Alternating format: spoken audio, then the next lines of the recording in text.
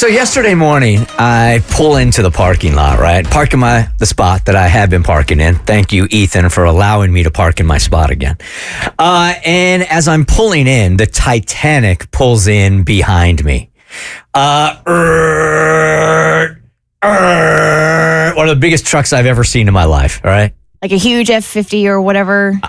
It's a F950. F50. What? That's a Ford. Oh. It's F-150. Oh, F-150, sorry. The one is important. Apparently. F-50, I think Jimmy would drive that. Oh, okay. F-150, my bad. If this was a Ford and it was one of the F series, it would be a 950. It was so big.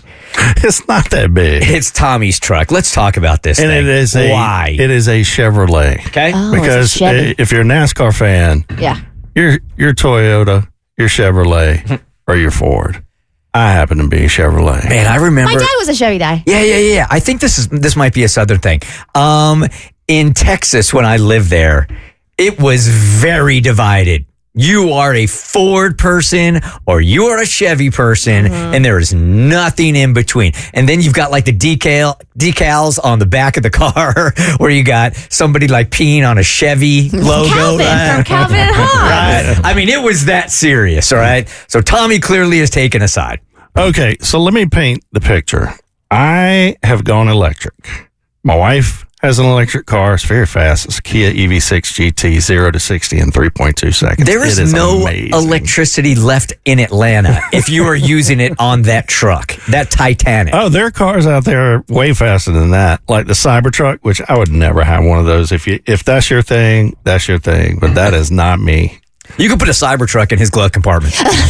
Those things are like 2.8 seconds, I think, to 60. Anyway, and I have a Kia EV9, which is a SUV, and I'm selling that. If anybody's interested, it's got like 20-some thousand miles on it. Now I know why we're doing this break. Yeah. No, not at all. But I got to get rid of it because I just leased a new truck. You're getting rid of the Titanic for another Titanic? No.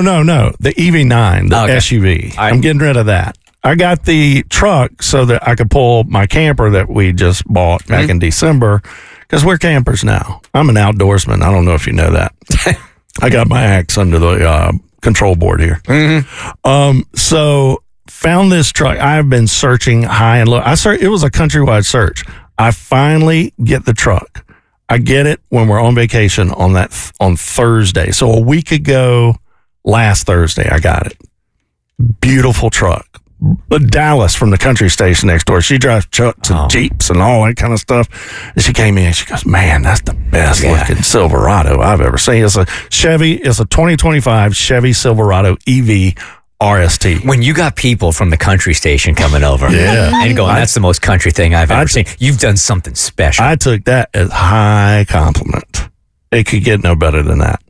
So the same person, Dallas, sweet as can be, she goes, that's electric truck. Why don't we got chargers down in the garage? Why don't you park there? And I said, well, I do with my other two and I charge it. I said, but I looked and I don't think it could fit up under there. It's a little too big. And she goes, no, I get mine under there. Yours looks about the same as mine. You know, you'll be fine. She's just setting you up. So I get here, the first day I had it, I get here and I kind of turned down and I looked at it. I was like, nope, not today.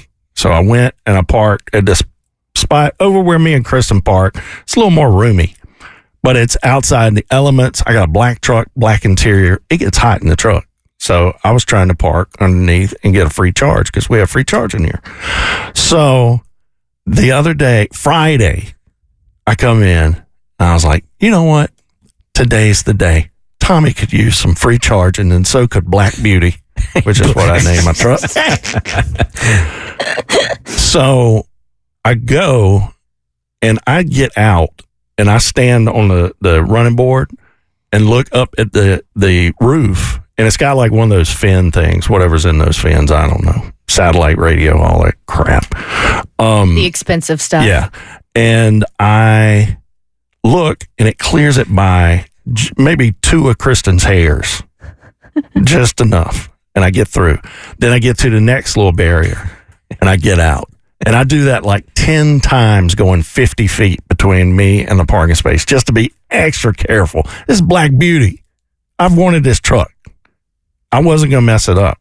So I get through the gauntlet of height and I get to my parking space. I plug up.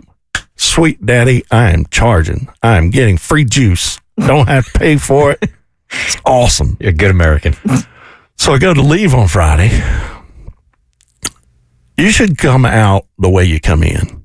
Oh, no. I didn't do that. Oh, no, because we have one entrance in, but then if you go down a couple of different levels, then there's a different exit to get out. Okay. Yes. Well, I didn't get very far, Bert.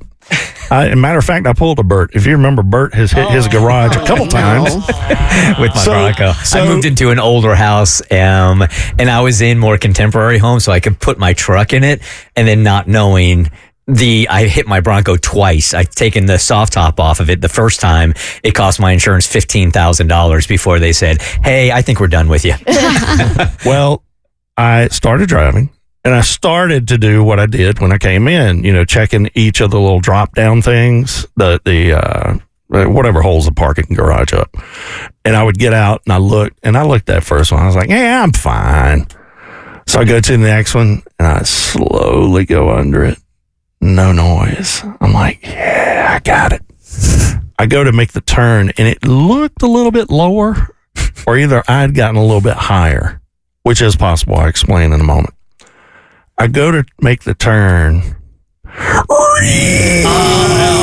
no. Oh. Top or the side? The top. Oh, God. I know that sound. The side? How's it going to rub the side? The pillars. If you hit it a little bit too close? No, I'm not that big of an idiot. But yeah, the fin scraped on the top, but then when it scraped the top, it pressed it down. Damn. So it's like a little dip in the roof. And at this point, you've had the truck how long? It was exactly 1 week. Oh, my God. Dude, how much is it going to set you back? I don't know. I'm going to take it today to my place, which knows me well. I've been there with the EV9 several times. None of which were one was my fault. I backed into a shopping cart corral. Well, hopefully. But I need like a saging or something. Oh, you think you need a sage? We got Cassie in here. You don't need a saging. That's an accident. I know. I felt so bad. And I've been reading through these 100 days entries of, people needing stuff and needing our help. And I was like, you know what? This is a little fish, but yeah, Black Beauty. Hopefully this makes you feel better, but my dad is the same way. Like, he's very passionate about his Ford truck. We're a Ford family. We're not aggressive about it, but it's very clear. Like, my dad's always driven a Ford and my brother's always driven a Ford. So we're a Ford family. So you like driving slow. I don't know. I drive a Maserati. I don't care. A Maserati. I went for the cheapest car I could find when I needed to buy a car. I got 3 Fords in my family. I just realized that like a couple of months ago. It just happens naturally. Yeah. So my dad gets this sick, jacked up truck. He called it his dream car. He's like, I can't believe after all the trucks I've ever had, this is the one I'm most excited about. Day 2, he has it.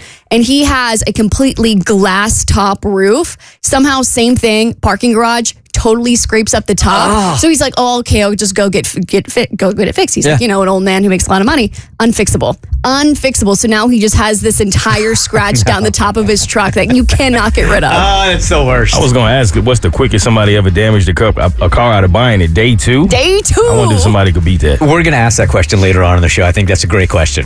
It's like, there are going to have people that pulled out of the dealership, and as soon as they did, got in their first Gotta be. Hey, I'm just wondering, can you start a GoFundMe for stupidity? That would have started 25 years ago on this show, so I don't think so. The Bert Show.